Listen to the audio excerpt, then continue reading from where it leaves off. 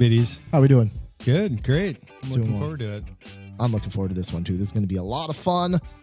We've got a returning guest today, Justin Nudell. He might not look the same. I mean, we're going to talk about the hair. We're going to talk about this beautiful, beautiful. You shaved some years off of your life with the dyeing, the Thank bleaching. you. I believe it's the bleaching of the hair. Correct. So we've got Justin Nudell back in, as well as we're joined here with Anthony from Reborn. I don't know your last name, Anthony. Thank you. Mercer. Anthony Mercer from Reborn. So Justin is with Zoltar Tattoo out of Fargo, North Dakota. Anthony, Moorhead, Minnesota. Moorhead. I'm sorry, Moorhead.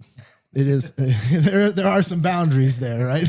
And then Anthony, you're based out of Little Falls, but we're going to get into your aftercare company that is, you distribute products all over the nation. So, Sir. but I'm really excited. Thank you guys very much for coming in.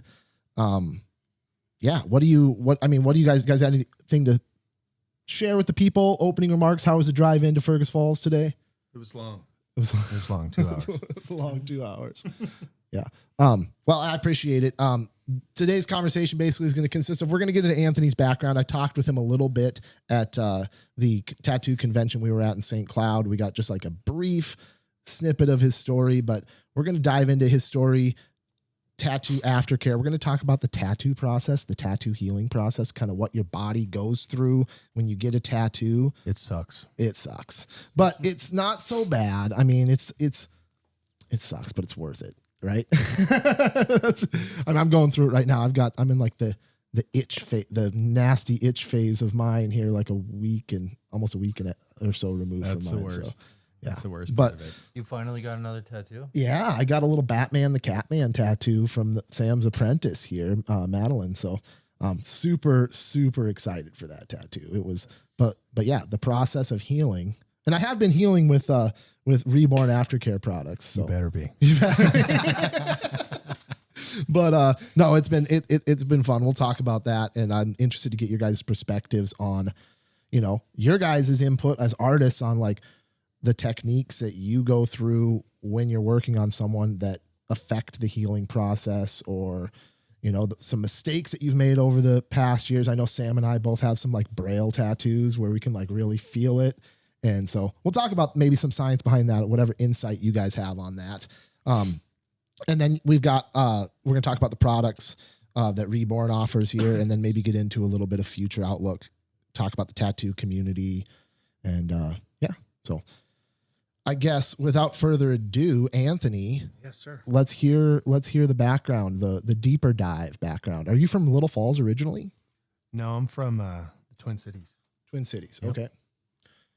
And what sparked what's your background in the industry before you started the aftercare company? Honestly, really just, loving it. Probably 10, 15 years before, I was always going to like the villain art shows, just checking stuff out, getting tattooed, and had friends in the industry and stuff like that.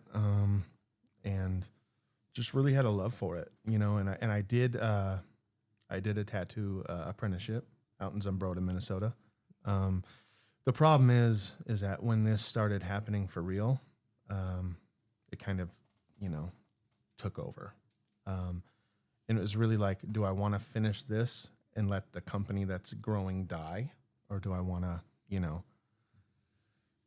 just take it full force?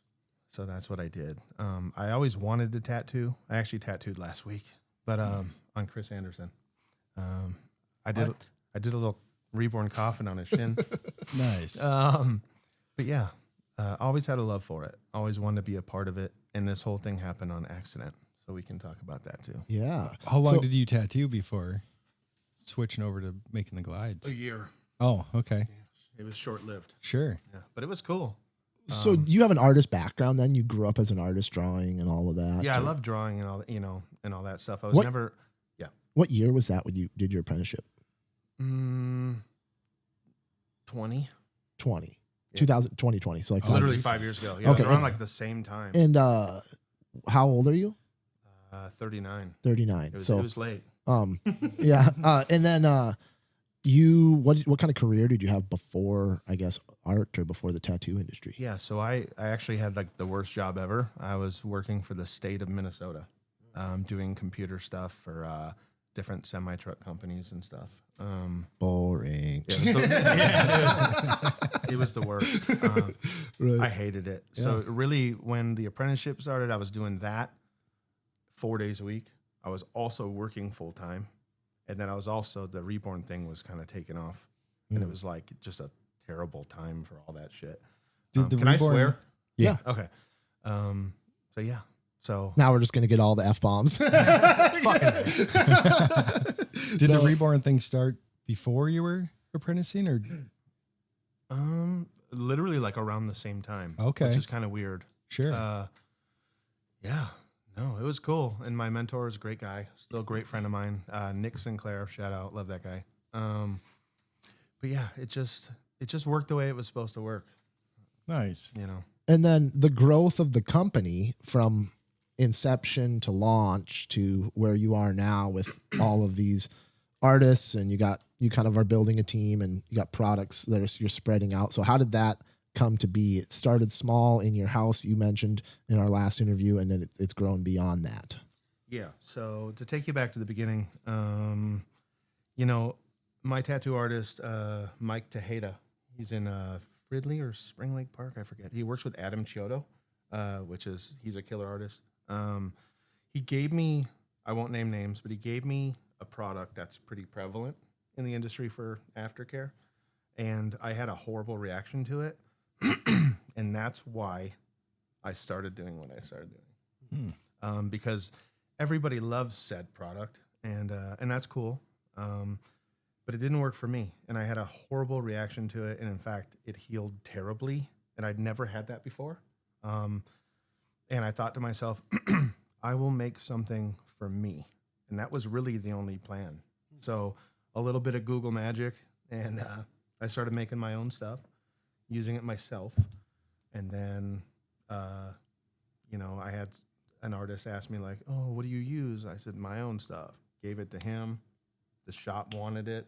Then the idea of this needle glide, which at the time was like, you know, I know ointment, but it's like needle glide. What the hell's that? You know? Yeah, and they wanted it for that purpose. And then my brother, who's tattooed, you know, his artist, same thing. And it became a thing where like, then I had people reaching out wanting it, which was like weird. It was supposed to be just a thing in my kitchen for me once or twice a year. And then it started catching on, and then COVID happened, and, you know, I hated my job. And my wife was like, why don't you just take this full force and make it a real thing if people really love it? And I was like, well, we'll give it a shot. So I did all the right things, you know, got a place to make it out of, business insurance, all that good stuff. And then June 1st of 2020 came out officially. And then I literally went from like selling a couple dozen to like 2 months later selling like over 1,000. And then it was thousands. Sorry. So it's all good. That tapping will annoy people a lot. Just tap Justin. All right. Just tap. That doesn't look right. No, it looks right. But so it was very much so born out of what your perception of a void was as far as what you needed for personal care. And then you had some artists and some friends who were like, well, can you do this? Can you do this product? And so slowly your product line grew. And then when did you, I guess, start getting like artists, or did you use that right away to tap into the artists to kind of help grow the brand? Because that's how it works, right? I mean, obviously you tap into these artists and they help promote your product, and it all kind of grows together, right? Yeah, I think that happens more so now. I don't think it really happened the first like half year. I really just, you know, people liked it, you know, but there wasn't a ton of like word of mouth beyond kind of just, you know, people that they knew here and there. It really was the social media game. It was, you know, June of that year making, you know, I mean, I made like silly shit. I made an Etsy, for God's sake. It was like, I sold 0 on it. And I was like, that's encouraging. You know, and I made all the socials, and I really just pumped it out. And to be honest, like I met a guy named Justin Coppolino, who's one of my best friends in this whole industry. And he used to, you know, help build other companies. And he kind of took the reins and said, look, I want nothing from you. but I just want to help you guide this thing because I love it so much. Yeah, can I have you come into that mic just a little bit? Yeah, I'm just screwing this whole thing. No, it's all No, good. You're you're good. good. You're good, dude. I just heard you were kind of cutting out a little bit back there. So, so how does the relationships with the artists start to blossom then? I mean, obviously you met Justin first. I don't know how long ago. Justin was kind of your bridge to Sam, or I don't know how you and Sam met, if you guys have met prior, but how does the relationships with artists start to develop and you build that team? I would honestly say, that typically the artist tries the product, likes it, and then there's a little bit of rapport that builds naturally. And then you kind of get to know people. And I'm a fan of getting to know people. One way I look at this whole business is like, I do not like to be transactional, if that makes sense. Like, I don't want to, where's my money? Here's your stuff. See you later. I think that's like totally just silly shit. I really like to build relationships with people that I'm working with. Yeah. And at the end of the day, without tattooers, I don't exist. So, and the thing is like, I didn't go into it thinking, oh, I'm going to make a bunch of friends, but it's happened, and it's so cool, and that's kind of how it works, is like you kind of slowly get to know people. And I am I would consider a personable person. And, I like to get to know people. If I'm going to represent them and they're going to represent me, I want to know who they are. And I think it's equally as important for them to know who I am. So Justin, how did you meet Anthony? I think it was at, excuse me. I think it was at a Villain Arts show. My friend and great tattooer, Chris Dobransky from Alchemist Tattoo, was like, hey man, you got to try this stuff. I think Craig St. Peter was like the same way. And I think it was Villain Arts maybe 4 years ago. And I got done tattooing and I was like, hey, I talked to one of my coworkers, Adam Bartron, and I said like, hey, I think Reborn has a booth here and we tried some of this product and I love it, so let's go over to his booth and go meet this guy and get some product. That's what happened. And we went over there and we talked, and I don't know, I really liked his energy. I love the fact that he was from Minnesota, and grabbed a few jars of the Glide, and I mean, the rest was history, So what's you mentioned it, Needle Glide, and I'm like completely dumb when it comes to tattoo stuff. But what is the Needle Glide versus I was using, is this stuff the aftercare stuff? The Needle Glide is different, or it used to be. Now it's really kind of one and the same. There used to be different consistencies. One was a little harder than the other, just for the idea of like someone throwing it in their purse or their bag or whatever, and dealing with temperatures better, I suppose. But now they're the exact same thing. okay, interesting. And Justin, what were you doing for? Because some of this is used during the tattoo process and some of this is used during aftercare, but what were you using prior to Reborn? Don't say HB. Someone else, a different prominent company. Okay. Yeah. Interesting. And Sam, similar experiences. Yep. And then Justin, who is a guy that we've talked about in the first interview, you respect immensely. Oh yeah. In his career and everything. And so he was like, hey Sam, you should check this stuff out. And then you met Anthony prior, or? No, I go and guest spot at Justin's shop whenever I can, and he always gives me tips and tricks and stuff to try when I'm there. That's like the main benefit of it. And getting to look at him is the main benefit. He's beautiful. But he had I think it was the Rose Glide when I was up there. Love the Rose. I was pouring out my stuff, I won't say, and putting it on my tray, and he was like, you got to try this, and just put it on my tray. And I didn't know what it was before starting to tattoo with it. And then we talked about it at the end of the day. And I think then I followed Anthony in Reborn, and he did a call for artists, and I submitted for it. And I didn't get in right away because I had to get better. Is that how it works? No, I Is don't that how know. it works? What's I the don't know. selection process like for that then? How do you choose your artists? How many do you have? That's a lot. Yeah, maybe about 50. Okay. Some in Canada, mind you, that's kind of a different world. But what's the process like? Yeah. So every once in a while, there are artists that I have reached out to, but whether I reach out to them or whether they do the application process, I don't even bother with people who don't have a somewhat of a rapport with me at all. I have a lot of people that apply that have never used the products, and you're like, that's a no. I'm not interested in that. I'm not interested in your following. I'm not interested in, who people think you are. There's a lot of that out there. It's really about, have they used the products? Do they like the products? Have they built some kind of rapport? Are they like making me aware that they exist? And if that's there, that's naturally what you want someone, that's who you want to represent you. And it makes it kind of easy. And obviously the art has to be there, and really who they are to me with my dealings and the quality of work, I think are probably the two most important things. Like it. Yeah, I love following your Instagram page because you're constantly seeing collaborations and work from your artists.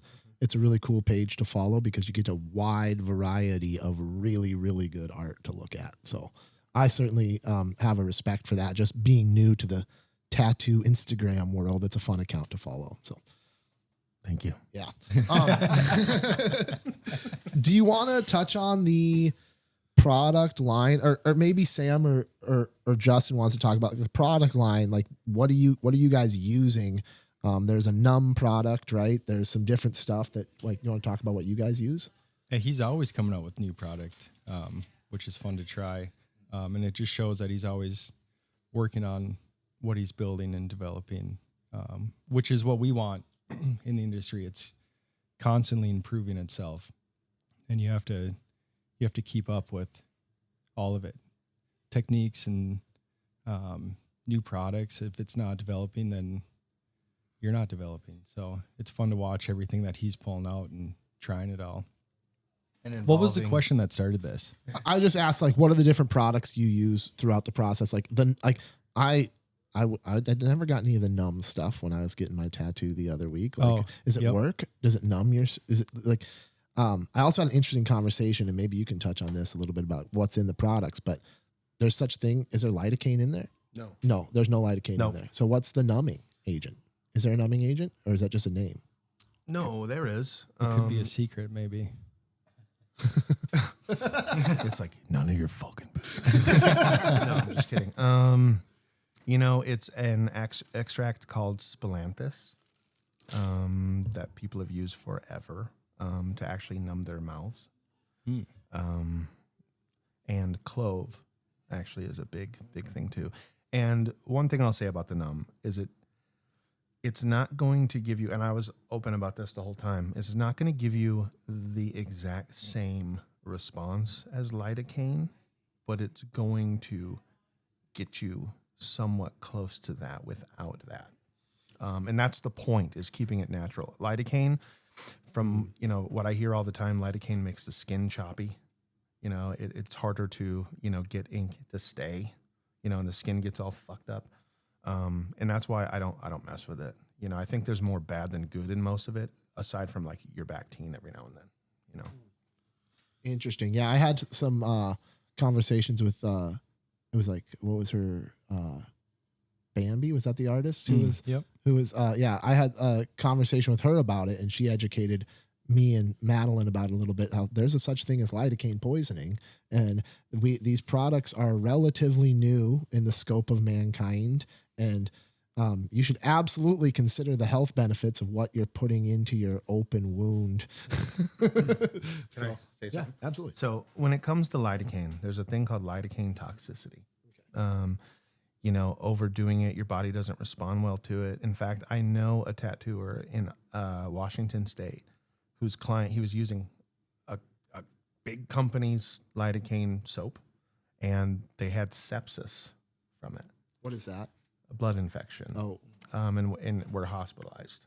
And the thing is with lidocaine, in the tattoo industry especially, a lot of those things aren't not only not regulated, But, you know, tattooers, you know, depending on who they are, they'll just put the whole fucking bottle on you. You know, it's like there's a way to do it, you know, and you can't just do whatever you want, you know, and that's the trouble is you don't know how people are going to react, you know, and, you know, and those bottles have directions for a reason, you know.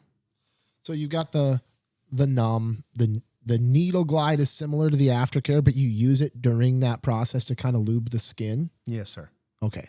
And then what else? What is in that product line? What else you got? Obviously there's like the purple, there's all different like scents of this aftercare product as well. Can we make this 3 hours? Cause Let's hear about it. Yeah. Let's hear about each one of them. No, so I have, you know, different glides, obviously. Some are along the lines of this line I came out with called Ghost, which is kind of a hybrid glide between like being wax-based and petroleum also to kind of give like an old school feel for like the old heads or for the people who use, you know, like inkies and stuff, I'll say it. You know, kind of to give them something they're familiar with, but in my opinion, a better, more suitable product that holds up better. Because, you know, a lot of complaints about that kind of ointment is like it will soak your glove. You know, if you put it on your hand and it runs down people's forearms and shit, which is disgusting. You know, and I just tried to make a better version of that essentially. And that's kind of new. That came out like maybe second quarter of last year. And the other stuff is all more cream style based, and there's nothing synthetic in any of those.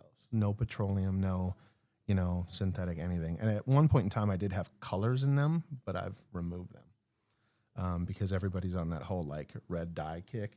And I'm like, you know what? That's smart. See you later. What's the point of having what's the point of adding color just to add color to something? Just for, yeah, but in this industry, dude, it's like if you make a pink, someone's like, hell yeah. That's funny. So, but your big products that drive it are basically kind of what's in front of us right now here. Yeah, I would say honestly, Sweet Tooth, this one Okay. is the best all-time seller. Okay. All time. Awesome. I would say that and Rose. Rose. Yeah. Yeah, Rose is like loved by so many people, especially Chris Dobransky. In Rose is what's the difference? I mean, is it a scent? Is it a? It is a scent. What? So the rose is actually rose petal extract. Funny enough, it's actually from the flower. So I don't use like, I don't even know if there's like a rose essential oil, but I don't use essential oils because a lot of them actually aren't safe for your skin. So the last thing you want to do is come out with something that's going to screw somebody up. But that's where actually most of the smell comes from, which is actually really nice how that worked out. Yeah. I don't know. I feel like with the rose and with the lavender, like it really dims down the redness, you know, the irritation. Oh, I suppose. Yeah. They probably all do that, but I hear that across the board, especially from rose and the lavender. Just seem like it really just Cuts dims out that irritated skin. redness down. Yeah. Yeah. Like while you're working? Yes. Okay. Yep. Interesting. Yeah, I'm obviously super new to this. I don't know what was used on me when I got my tattoo. I don't know what. I mean, I wasn't paying any attention. Sweet tooth. Probably Spit. Sweet Tooth. Spit. Or just spit. Just spit on it. But Whoa. sorry. But let's talk about a little bit of the process of what the skin goes through in getting a tattoo here. Sam, I don't know if you want to go into it or Justin, you want to talk about it, but we had an experimental phase, Sam, you and I, where you probably went past some layers of skin or maybe deeper than you should have. I went all the way through them. Yes. Yeah. That was before I knew anything. It was the young and dumb starting in the industry, get equipment. And I was riding the tube into your skin, and then the needle was getting thrown out way further than that. So that's why we can still see that in braille on your body. Yeah. So I did a little bit of research here of me and my AI assistant. The tattoo about like the tattoo process in general. So there's the penetration of the ink. That's considered the injury stage. Obviously, when you're getting your tattoo. There's the inflammatory phase, 1 to 3 days post tattoo, and then there's the oh man, this is a tough word, proliferative phase, 3 to 14 days after the tattoo. And then there's the remodeling maturation phase, like where the tattoo becomes mature from 14 days and then sometimes taking several months to fully kind of like settle in. But talk about that injury stage and what are we doing when we're applying a tattoo to somebody's skin? As far as there's the dermis, there's the epidermis. What does it mean? Does it matter what it means? Yeah, we're trying to hit the correct depth when we're working on someone. That's watching like your machine voltage, how high it's running, how fast it's running, the stretch that you're pulling in certain areas of the skin, and then obviously the needle depth. You don't want to go too light. You definitely don't want to go too deep. That's the most important stuff when applying them. Too deep is when you get the braille, unless you Yes. want the braille effect. Some people like that, huh? Tattoos are for everyone, even the blind sometimes. Even the blind sometimes. I love that. Yeah. The way that they break down that injury stage is obviously, yeah, like you said, breaching the epidermis and depositing ink into the dermis, the second layer of the skin. So the goal is to get it into that second layer of skin is where it's supposed to settle. And then your needle creates micro trauma, small wounds. The body immediately begins to respond to that. Irritation happens like sometimes a lot more for other people. I know when I was talking to Nick Armstrong, I didn't know anything about this but hydration is like the number one most important thing that needs to happen before, during, and after like the tattoo experience here, because of all that irritation, like your skin just becomes way less irritated when it's hydrated. So let's see, that inflammatory phase, 1 to 3 days post tattoo, that's kind of where you're at with this one, although it looks really, really good and fresh. But Shout out Anthony Elliott, Little Vols. I love it. But that's where the swelling, redness, and warmth occur due to vasodilation, in like your immune system basically like accepting or fighting or with all this stuff that you've crammed into it. Your skin is trying to isolate and clean the wound while preserving the pigment. And then you start to enter this proliferative phase where it starts to get like, that's where it starts to get like itchy, and you start to you want to talk about that, going through that phase? You guys have a lot more tattoos than I do. We're working on that with you. Yeah. But that process, how do you heal? There's different ways you can heal a tattoo sometimes for that inflammatory phase, that 1 to 3 post tattoo. I know that you've done the Sanoderm on people that like you can leave it on there for a while. I hate you. Okay, then let's talk about it. Because I don't know anything about it, and I'm curious as to what goes into the reasoning behind how you heal a tattoo immediately after it's done. Sure. Well, and that's why it's important to have like a really good product like Reborn. Obviously, what we're doing as artists, it's important to have the correct techniques and know how to physically apply the tattoo. But half of the challenge of having a really nice healed tattoo is the aftercare. So it's on our job to apply it safely and efficiently and correctly. But 50% of having a nice tattoo is on the client, and how well they're going to treat it once they walk out of the shop. And we have no control of that. We can give them all the advice and offer the best product that we can, which obviously we offer Reborn here. But if we're recommending bad healing ointment or not telling them anything at all, they're not probably going to have a very good tattoo at the end of it. What do you have against the Sanoderm? Because it seemed like it really struck a sore spot with you. No, I always love playing this around. Derm is cool. I have nothing against derm. I will probably never do it because I really try and make, my whole point of this whole thing was to make what was out there better. And I think with derm, what it is. And I think that if I were to come out with one, which the company that makes some of the biggest ones reached out to me and asked if I wanted my own. And they told me it's the exact same one as so-and-so. And it's like, Well, no, because it's just going to be in a Reborn box. You know, it's like, I'm not doing anything different. It's not innovative at all. You're not making something good better. So it's like, and I feel like derm is cool. I have nothing against it, honestly. I'm not a fan personally. I usually have reactions to the adhesive, but that's cool. But I feel like, you know, when it comes to derm, you know, a lot of people think, you know, it varies artist to artist. They'll say, put this, you know, I'll put this derm on, leave it on for 2 days, 3 days. Some say a week. You know, anytime I've had it, I'm lucky if it lasts a day and a half.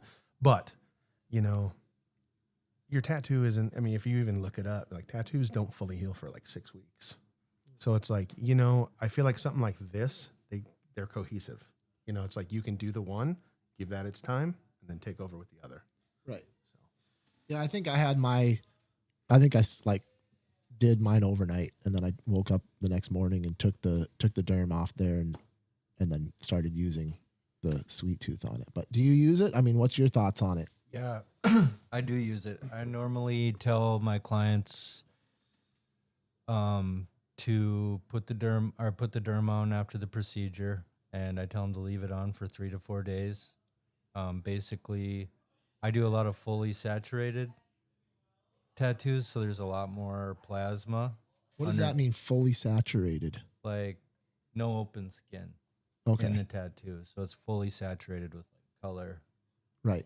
There's not a lot of skin breaks or Yep. open skin in it, which means more trauma to the skin.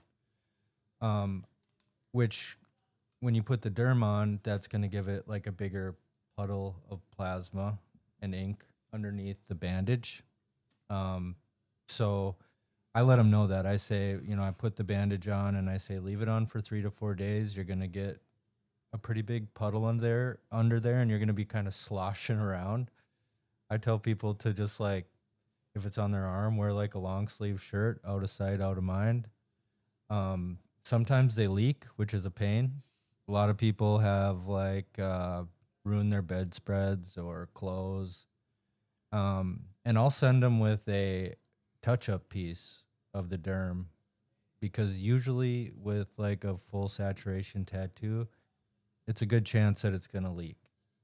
And I'll give them a touch-up piece of the derm, and I'll say, if it leaks, this is kind of gross, but jump in the shower and push it out. Wipe that area with alcohol, and then put a new piece on, because when you wipe it with alcohol, it adheres better.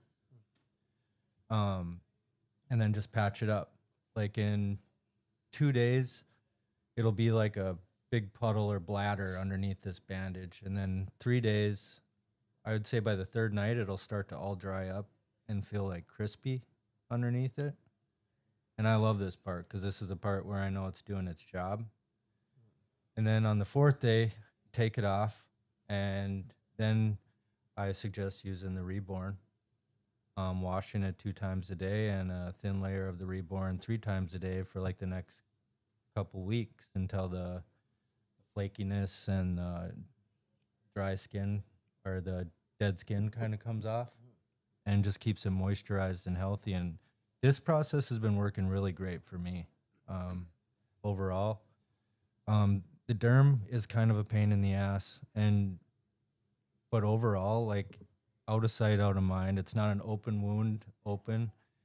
You know, people aren't rubbing it on their clothes or stuff like that. So I feel like it's helped my healing a lot overall with the combination of, you know, the Reborn after the derm comes off. Yeah, it says here, one of my notes here that I was given was the proliferative phase in that 3 to 14 days is like, it's critical to keep the tattoo at the proper hydration. Too dry, it says, obviously causes cracking and that sort of thing, cracking and scabbing if you're too dry. And then if you're too moist, it can actually lead to ink loss or delayed healing. Suffocate it. And suffocate it. Okay. Mm-hmm. So there is that fine balance. I know that you told me like when I showed up at your place the other day, be like, yeah, you got to dry that thing out. Like you got to let that thing dry out is what you told me. And so I just haven't had very many of them. I haven't been through that healing process. So that sweet spot is a super thin application of this, like 2 to 3 times a day, Anthony. like not too much, but like if you start to feel your stuff dry out, get something on there. Yeah. Yeah. So, well, I'm learning here. I love it. I guess what else? Anything else about that tattoo healing process you guys want to touch on? I don't think Any so. other thoughts on that? No. I think one thing we should talk about, that cool thing that Anthony does, and I don't know any other companies that do this, but he collaborates with artists. I know like Chris had a line out. I think Justin's bringing a line out.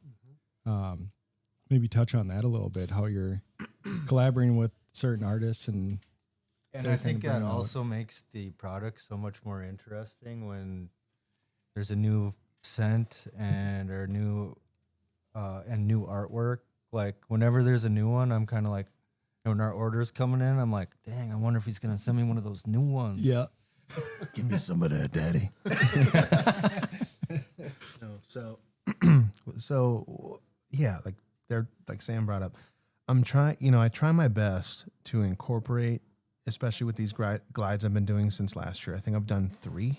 I think Justin and I will probably be in 4, something like that, where I'm getting the artist involved in actually making a glide as opposed to me coming out with a product that already exists and putting somebody's name on it. Oh, So, it allows the artist to come up with the design for it, what it smells like, what it looks like, what it's called.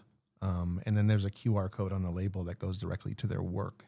It's literally theirs.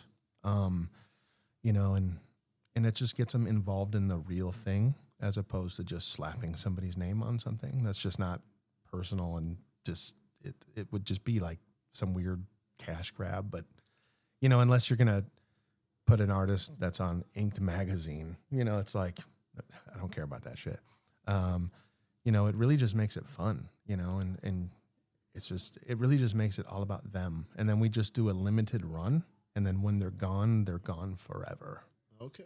So it's very cool. Limited edition. Oh, once you're out of that batch, it doesn't come back. Just a one shot. That's cool. Well, Sam, we got to get creative and think about some honeycomb themed.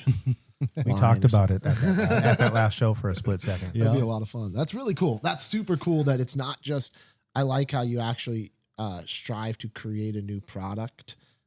I would assume that if you keep doing that and you keep exploring that, you're probably going to stumble on some stuff that's going to stick as long-term, sort of like the breweries will do their experimental IPA phase and then they'll get one that's a winner and that's going to go to production. Who knows? Maybe not. I could be wrong about it. I can tell you this, the 3 I've done have done extremely well. And if I could, I'd keep them all. But being I haven't kept any, it would be unfair to keep one. So I wouldn't do that. Gotcha. I'm all about fairness. Gotcha. I love it. Well, So there's no go, like once it's done, it's done. And that boundary it's all over. dang. So So I Yeah. really Get it liked when they that come out. vanilla rose. Yeah, that was nice. Shout out Chris Dobransky again. Yeah, that's really cool. I like that. So that plays into your artist family, the tattoo community that you're building and being a part of. Like, yeah, that's a really cool thing. Yeah. Talk about the community. Let's talk about community and culture a little bit.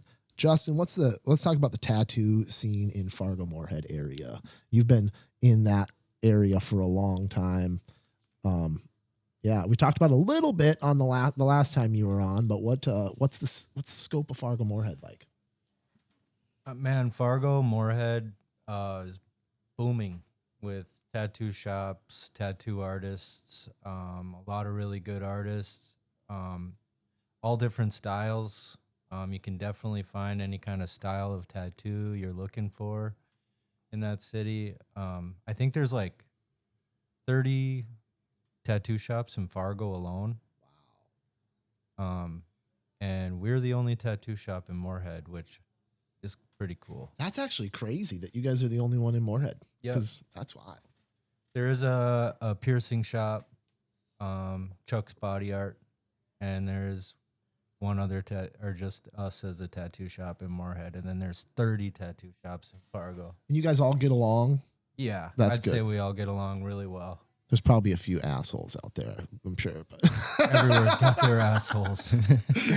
yeah, but that's good. I had a really, really fun time meeting AJ and Athena from Amarok, and they're going to be putting on the Hell's Fury Tattoo Fest. We're going to be there in a couple of weeks. Pretty excited about that. So I can see that the culture in Fargo is awesome. There's some really, of the artists I've met there, very, very, very good people. So, Anthony, tattoo culture industry as a whole, I mean, you're connected to it a lot through a bunch of different artists. What's your take on the politics or the culture of tattoos? Dun, dun, dun. Oh man, this could get one? deep here. And on that note too, like obviously you have this family of artists that you're kind of all representing each other. You have to be, obviously you all have individual feelings, individual opinions. Like I say this all the time throughout my podcast. Like I'm certainly going to say things that Sam, I'm not like necessarily a direct representative of Sam as I host this show. And when I do my other shows, like I'm not like a necessarily direct representative of my sponsors. We all share different opinions on stuff, but how do you balance that? Yeah, Dad, we have so many brothers and sisters. Should have wore protection. So, balancing it. You mean? Are you talking about like his family of artists? Yeah, like your family of dealing with all artists, of us? like, Yeah. like if it, any of it, like the culture, like if there's any political stuff that comes up in the industry at all, maybe like, how do you, I guess, work with that? Do you ever have artists that like don't represent you well? And you're like, ooh, I don't know if I want to work with this guy. Yeah, sure. So I kind of get what you're going with that. I would say, I'll start off by saying the way I run the company is not only does the art have to be good, like I said, but I have to kind of get a feel for who these people are. And I want to make sure that they're respectful people, make sure that they work well with others, as like juvenile as that sounds. Because if I'm going to collaborate with somebody, or if I'm going to do a show with somebody and we're going to share, 12 hours a day, 3 days next to each other, like I don't want any bullshit, And I think like there's always going to be somebody worse than you and always going to be somebody better than you. It's just the truth about anything. And I think that like, I don't put anyone in the company or, on the Reborn thing that isn't, a decent person, because I have dealt with that. Like when you say politics, I've dealt with not necessarily politics, but ego problems, where somebody just thinks their shit don't stink. I won't name names, not what I'm about, but somebody messaged me last year, who was one of my artists, who was talking shit about one of my artists to me, which was mind-boggling. It's like, I don't know. It's like you have such a weird comfort in thinking that that's okay. I told him it wasn't cool and I let him go. And you know what? I don't play games like that. It's like, am I going to have that guy working a show with somebody and treat him like shit? Absolutely not. As far as politics go, a lot of these shows and these, especially conventions, there's a lot of politics in terms of like award ceremonies, and people's buddies winning everything, and and it just kind of sucks. Yeah, that's interesting. I just had to ask that perspective. Obviously, you're a guy who, like I said, I've only been following your Instagram page for just a short little bit, but that's offensive. That's offensive. Well, like I said, but I can see that that's something that you're passionate about. That's something that like you're not afraid to share your opinions on something. Whether or not, like I said, whether or not every artist in your company shares your opinions on everything, it's probably unlikely that everybody agrees on everything in every aspect. I mean, that's just the way the world works. But certainly I think I'm excited. We can talk about maybe, a little bit the Afterlife Tattoo Expo, sort of some future outlook stuff here at the end. But I just wanted to give you a chance to talk about that. If there was anything, on your mind, or like maybe you guys as artists, like how do you feel about the image or the culture of being involved with something, does that make sense? Yeah. I think the tattoo community as a whole is like pretty small. Like when you think of tattoo artists, you think there's well, and there are a bunch, they're all over, but the longer I'm in the industry, I realize like how tight knit it is. And I think most of us just want to get along with each other and learn with each other. I've gone through stages where, because we have a couple other shops in town that are both great, and we've gone through bits where we didn't get along, and we realized like no one's winning at that point. So the community and the politics, all of us are trying to help each other grow and get better and better the industry as a whole. So I think it's pretty limited when you have like a couple artists that are fighting or not liking each other. Like we all, if you meet someone that you've been looking up to for a while at a convention, like that's the whole reason of going, is getting to sit and talk with them. And that's cool about being a family artist with Anthony. Like it does feel like you're closer with these guys. There's a bunch of artists that he has on his team that I've looked up to for years. And now I'm on the team with him, which makes me feel cool. Yeah, it's really cool. Like, you know, I think I became a family member maybe 3 years ago. Something like that. Yeah. And, you know, and then I think Simon from Alchemist, Chris from Alchemist, Craig St. Peter, they were already all family, and they're like, "You gonna do it, dude?" And I was like, "Hell yeah!" And it definitely has made us closer. And then not much longer, Tony was like, "Hey, how do you feel about, you know, I work with Kelly Sieg," and he's like, "How do you feel about Kelly joining?" I'm like, "Hell yeah, that would be awesome." And then she joined, and then Sam joined, and then I don't know, and then Anthony Elliott, and these are all artists that I really look up to, and it gives me more reason to communicate with them because now we're all a part of something. Mm-hmm. And I think that's huge, and it's good for all of us. Yeah, when you guys say family, I'm picturing like blood oaths. I mean, what's the initiation phase? What's it like to be jumped into the family? They all beat me up in the back of the alley at a convention once. That's why I'm in. They actually call us MS-14. MS-14. Oh, well, let's talk future a little bit. Whether you guys want to touch on some future stuff with your shops, maybe upcoming events, upcoming products from aftercare. You mentioned maybe you're coming out with a product for Justin here. Is that in the future? Yeah, I would probably say, I mean, I think we planned on like June-ish, July. You know, I want to have it done by the Twin City Tattoo Fest, Okay. which is July, 18th through 20th, I think. Yeah. Whatever jug I get, I want Justin to sign it. It'll have his special sauce in it for you, too. Oh, nice. Well, all right.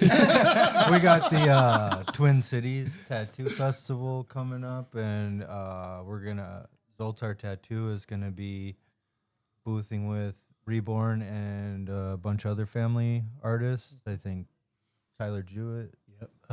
Tyler should be with us. Anthony Washington, Anthony Elliott, Tommy Bernavec, you, Kelly, the Zoltar guys, Brady, Adam Kenneth. Yep. Wow. Needleworks Management, which is Brady. I met through Anthony Elliott. Yeah, I think we'll be You guys gonna have a whole clan there. at least like whole side, I would think. Wow. Roughly. Nice. Wow. That'll look good. Awesome. And then we touch on it briefly. I think we're going to be at the Hell's Fury Fest. I don't know to what extent I'll be maybe talking to some people there. I'm sure I'll get at least some chats in with some people there. You're going to be there. Maybe I'll get a chance to chat with you about, you got any projects you planned for that? Any pieces that you're looking at, or maybe not even for that convention, but just in general, any big pieces you're excited about coming up here? I'm also I got a couple people I'm talking to for Hell's Fury for some projects. Those will be revealed. Haven't locked them in yet for sure. And then I'll be doing a guest spot at Alchemist, I think here mid-June. I got some pretty fun projects lined up for that. I think I'm going to do like a Rambo hog on one of my clients that I haven't seen for a really long time. who moved out to Bismarck. So I'm looking forward to that. Another one of my clients wants some sort of Nintendo mashup out there. I love Nintendo mashups. I love mashup anything. So there's a lot of fun stuff coming up. I mean, I just reopened my books, and I'm with how weird the economy and everything is. I'm just super grateful that it can be still doing such fun, cool projects. And yeah. Awesome. Sam, anything on your mind for the future besides this baby? Yeah, we just had a baby.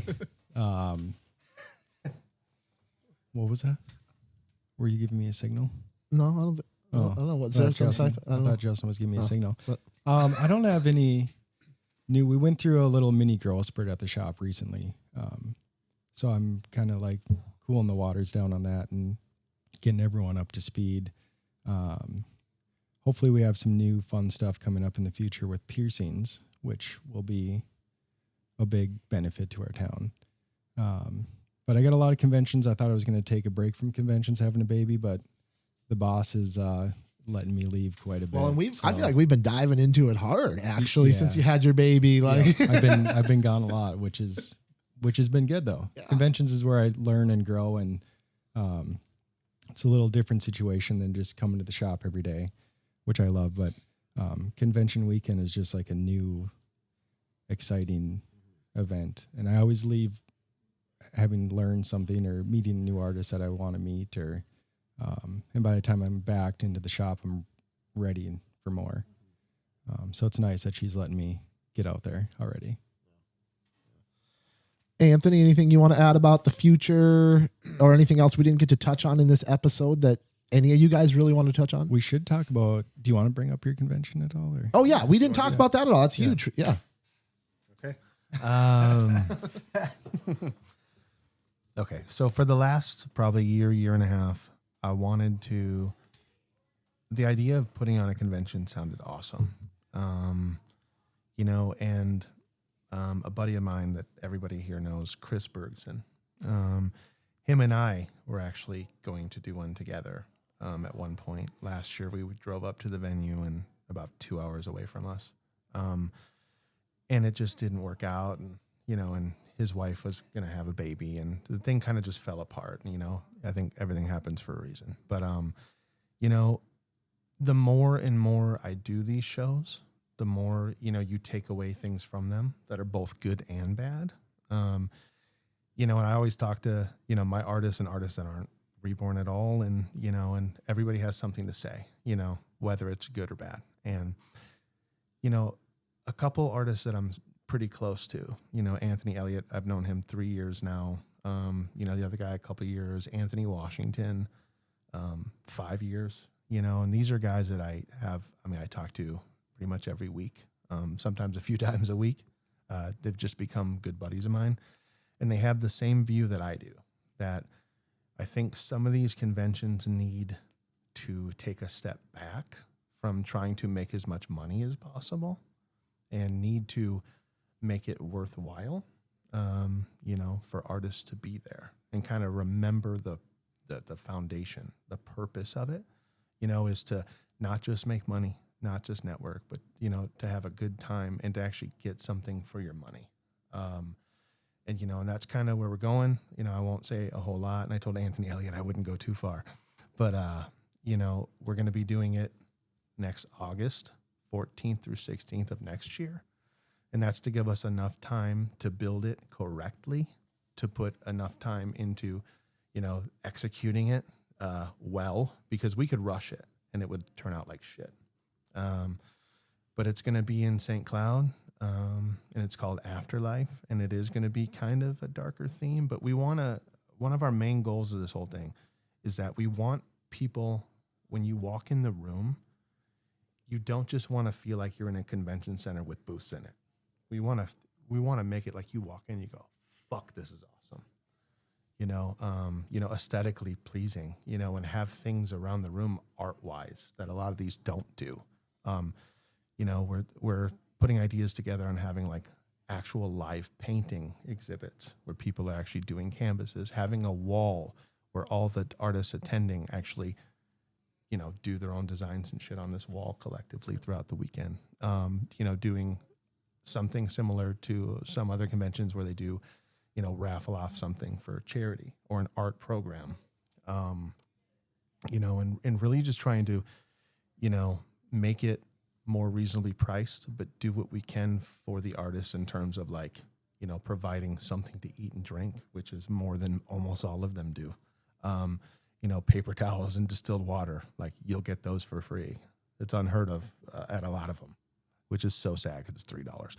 But, we're just really going to try and put on the best we can, having learned what people walk away hating and what they walk away loving. So interesting. Well, looking forward to it. I mean, that's got to be an absolute massive undertaking. And I'm sure as you get into more prep for that, it's going to be even more. It's like uncover one thing and you open up the next thing. And I already hate my life. I can imagine that there's certain, I commend you for having a passion and taking on something as big as that. I hope that it is awesome. I hope that it's a really, really good thing for you, your community. I hope it doesn't burn you out too much.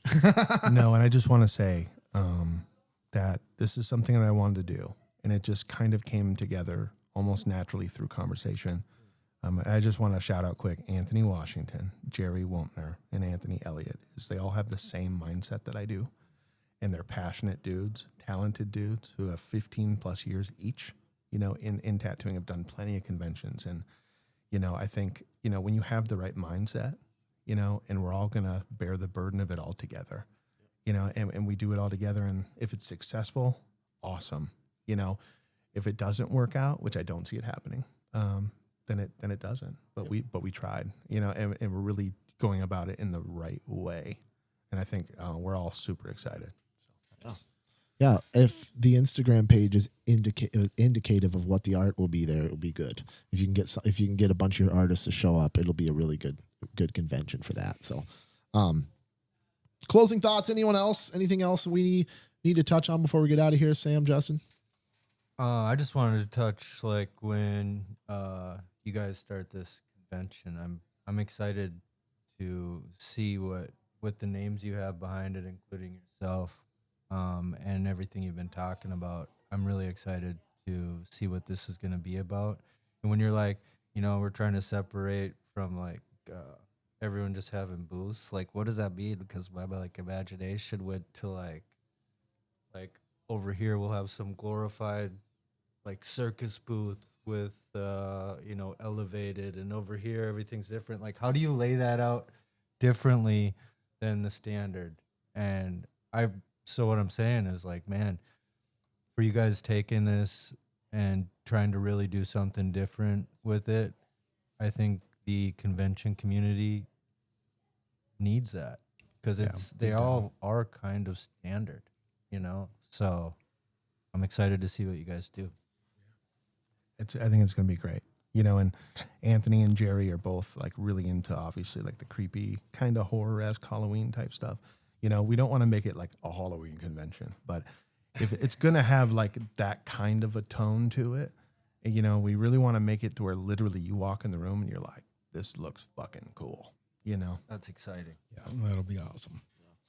All right. On the way out here, Instagram handles, what is it? Crunchy83. Is that it? Crunchy. Is that right? Yep. At Crunchy83. At Crunchy83. We got Reborn Tattoo Care.